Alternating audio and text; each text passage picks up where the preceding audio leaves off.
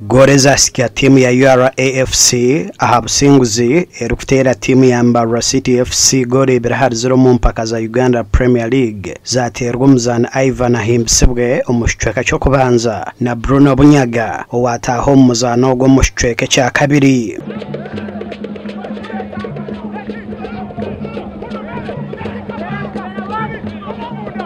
Turuzize game ya fewaka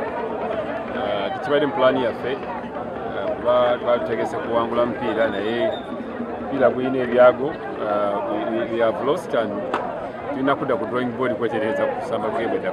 Ahandi timu ya UPDF FC yaremesa timu ya NEC FC obonero eryahakwayana chikopo chempakeza na Vipers Sports Club bwanyuma yo kugwa chikazi bosha habunda hachayi bombo kandi yo timu ya Bor FC yasinga Sports Club Villa gore mwahari busho muzano gwazana rwa hachayi cha Fufa Technical Center omurinjero ebyo bikiryaho timu yihange yabazana barya hansi y'emyaka 17 ya Uganda Cubs esingiro muzano gwayo kubanza mu mpaka za CAF Under 17 ziri kuhindura Morocco bwanyuma yo kugotora Tanzania gori 3-0 omuzano guzanirwa nyekero obusinguza obuhwerire Uganda okuzo mu mwanya gwa kashatu hakimeza cha group yo kubanza mu mpakezi kutangaza imigisha yo kurabaho kwetabo mu mpaka ze chikopo chance yona ezrabo mu ihange rya kata Uganda ne itago kusinga Zambia omuzano gwa hamheru okurabaho